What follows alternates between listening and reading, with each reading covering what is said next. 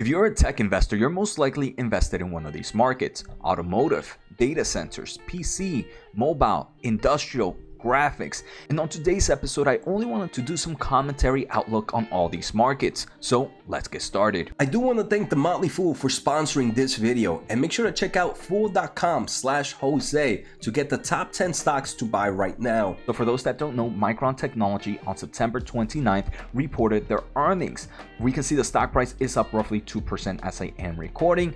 And let me just say, even though you're not a Micron investor, you're gonna want to listen to the rest of this video. So for those that are not familiar, Micron produces memory, and all this memory goes into every single technology that we have. The great thing about Micron's earnings is they do share end market highlights in all those industries and let us know what they're seeing right now. And us as tech investors could grab this information and try to understand what the market might do in the upcoming months. So first, unfortunately, total revenue for Micron was down 23% sequentially and 20% year over year on their most recent quarter. A big reason for the drop in revenue was, one, their average selling price had decreased dramatically. The reason is there's way more supply than demand at the moment for memory. There are numerous events affecting overall demand, first including COVID-related lockdowns in China, the Ukraine war, the inflationary environment impacting consumer spending, and the macroeconomic environment influencing customer buying behavior in multiple segments. In addition, inventory adjustments at customers across all end markets are also contributing to demand weakness. And all these events are what trickling down kind of these beatdown in this bear market that we're in right now. If you're enjoying the episode so far, make sure to hit the thumbs up as it does help me grow my overall audience. If you want to support a little bit more, make sure to subscribe using my link at fool.com/Jose. Finally, if you want to learn more about the semiconductor market, my newsletter is down below. Make sure to check out the link, and that'll be coming out soon. So now that we understand what's happening to the memory market, let's take a closer look at each individual market, and let's start with data center.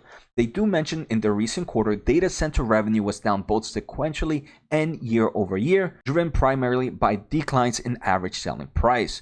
So obviously, if you are a tech investor, you probably believe the data center market is the most bullish. So kind of seeing this decline for them in this segment might kind of create some fear. But they do mention that the cloud end demand remains healthy, driven by secular growth in artificial intelligence and digital economy, except they are seeing that the data center market, both cloud and enterprise, continue to face some supply constraints that are limiting server builds. And this is something we have discussed pretty much in this channel, where certain semiconductor companies are saying that, hey, the demand is still there for our products, but what's halting some of our sales is there is shortages in certain components. So a company is not going to buy components they don't need if they can't finish a server. They'd rather wait off, especially with the times that we're in right now, they'd rather wait off till they have all the components available to order, and then they proceed to purchase everything. So to me, the data center market is still looking pretty healthy, but in the short term, I do believe it might seem like a bumpy road. Long term still seems super strong. Next, let's take a closer look at the PC market. They do mention client revenue was down both sequentially and year over year as PC unit and demand declined and customers reduced inventory. They now forecast calendar 2022 PC unit sales to decline by an approximately mid-teens percentage year over year. And this is something that we have been following as well, right? We are seeing a bit of a decline in PC shipments. Originally, they were expecting maybe a decrease in the low single digits. Now we can see they are expecting a low decrease in the mid-teen digits. So we can see the PC market is definitely taking quite a hit right now. So obviously, this is going to affect big companies that deal a lot with either selling laptops, selling tablets, and also the components within there like processors and memory, like we're seeing here for Micron. Next, they do mention in graphics revenue, they declined both sequentially and year over year. I mean, we've talked about graphics so much in this channel. We obviously understand what's happening here. There's such a huge oversupply right now of graphics cards, especially with the kind of crypto and mining thing kind of shutting down or not becoming as popular as it once was.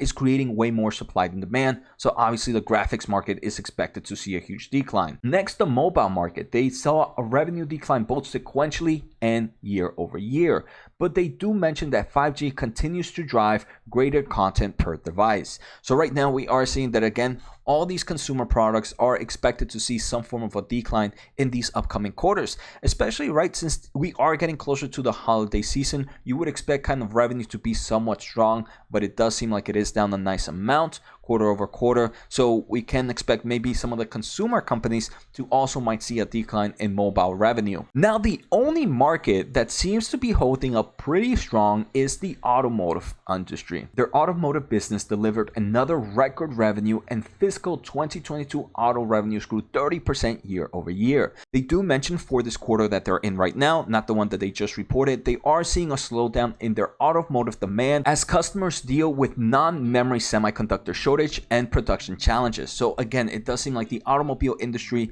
is still seeing some semiconductor shortages. So again, like I mentioned for data centers, automobile companies are not going to buy all the products until everything is available for them, because there's no point for them to be holding inventory on cars they can't build. However, they still believe in the strong growth in the automotive market from here on. Industrial and Internet of Things business saw sequential and year-over-year revenue declines in this recent quarter. Main reason is macroeconomic conditions have led customers to reduce overall purchases.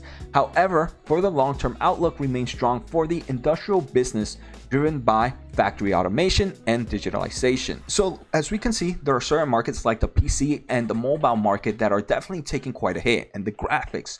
But then there are other markets that seem like they are taking a hit, like the data center, like the automotive, and like the industrial things, but that's due to overall shortages in other aspects. So for me, I'm still pretty bullish in the automotive and data center market for sure. Micron actually also shares some outlook, and I think us as tech investors can also learn a few things.